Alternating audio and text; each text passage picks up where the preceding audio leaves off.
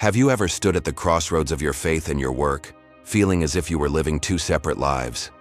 On one side, there's the sacred space of your spiritual life, filled with prayer, worship, and a deep sense of purpose.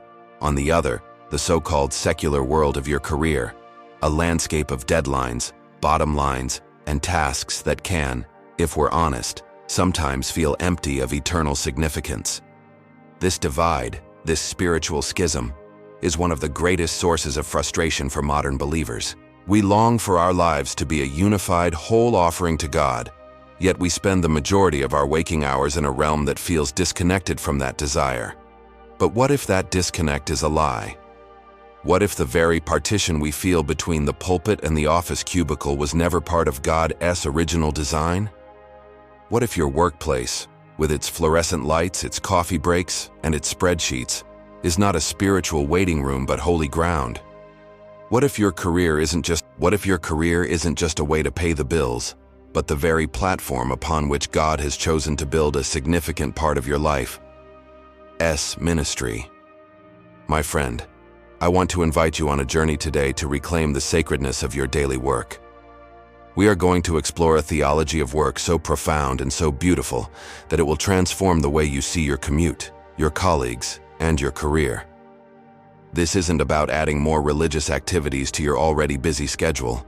It's about discovering how the work you are already doing can become a vibrant, powerful act of worship. Let's begin our journey at the very beginning, in the opening pages of Genesis. We often speak of God as the Creator, which He magnificently is. But I want you to consider a facet of His character we sometimes overlook. God is a worker. The Genesis account isn't a passive, instantaneous poof of creation. It's a narrative of deliberate, skilled, and joyful labor. God speaks, He forms, He separates, He designs, He plants. For 6 days, He works. And after each day, He steps back, observes the fruit of His labor, and declares it good. This is our first and most foundational truth. Work is not a result of the fall. It is not a curse. Work is woven into the fabric of God's good and perfect world. It is an intrinsic part of His character. And then comes the breathtaking moment in Genesis 1:27. So God created mankind in His own image. In the image of God He created them. Male and female He created them. We are made in the image of a working God. Therefore, our impulse to create, to build, to organize, to solve problems, to nurture growth, this is not merely a human trait.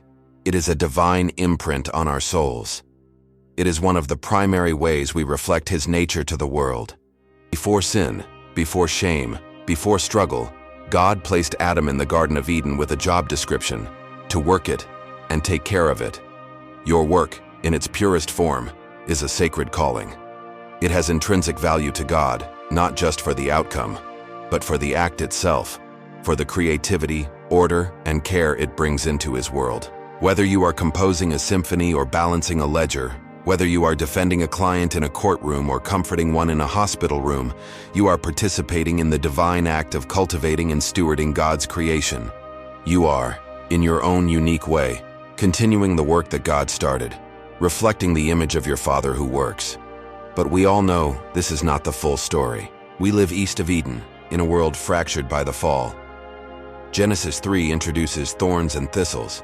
Work becomes fraught with painful toil, with frustration, and often with a sense of futility. Relationships in the workplace become complicated by competition, jealousy, and injustice. We feel the weariness in our bones at the end of a long day. This is our reality. Yet the story doesn't end there. The gospel of Jesus Christ is a message of comprehensive redemption. It's not just about saving our souls from hell. It's about restoring all that was broken and lost in the fall, and that emphatically includes our work. Jesus, a carpenter from Nazareth, spent most of His life in a workshop, sanctifying human labor with His own hands. He came to redeem our work from the curse, to restore its dignity, and to infuse it with eternal purpose and joy. This brings us to our second, life-altering realization. Your workplace is not a distraction from your ministry. It is the location of your mission.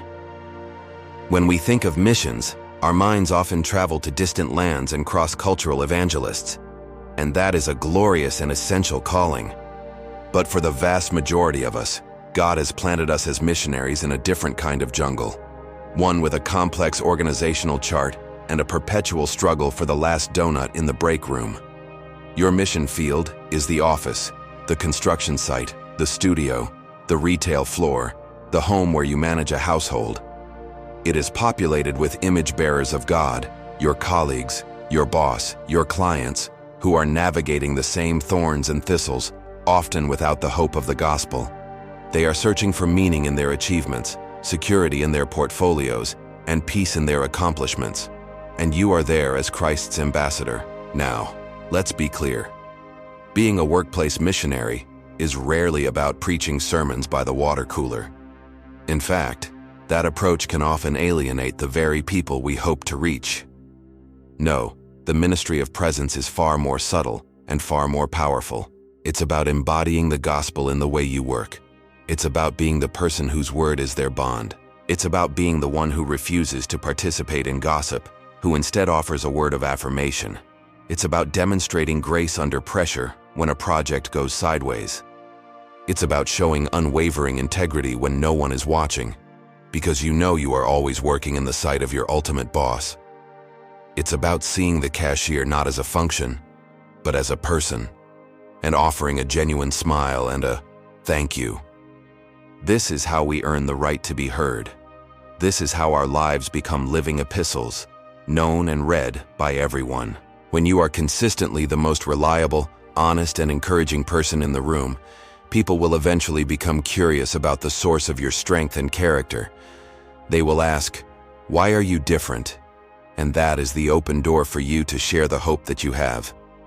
The Apostle Paul, who supported his own missionary journey through the trade of tent making, gave us the ultimate framework for this integrated life in his letter to the Colossians. He writes, "Whatever you do, work at it with all your heart, as working for the Lord, not for human masters, since you know that you will receive an inheritance from the Lord as a reward. It is the Lord Christ you are serving." Let that truth sink deep into your spirit. Your ultimate supervisor is not the department head. Your final performance review will not be conducted by a human resources manager. The one you report to, the one you are ultimately seeking to please, is the King of Kings. When you file that tedious report, you are serving Jesus. When you stay late to help a struggling coworker, you are serving Jesus. When you make an honest repair, create a beautiful design, or patiently teach a child, you are serving Jesus. This truth sanctifies the mundane. It baptizes the ordinary with extraordinary purpose. There is no task too small, no role too insignificant, that it cannot be an act of worship when offered to God. The God who sees in secret observes your faithfulness, your diligence, and your heart, and He is well pleased. Now this leads us to a crucial and often misunderstood aspect of our work, the fruit of our labor, our income. This is our third key, reimagining your income as kingdom capital. Deuteronomy 8:18 provides a revolutionary perspective. But remember the Lord your God, for it is He who gives you the ability to produce wealth. Your capacity to think, to create, to solve problems, to earn an income. This is not a product of your own making alone. It is a gift from God. It is a sacred stewardship. Therefore, the money that flows into your bank account is more than just a number.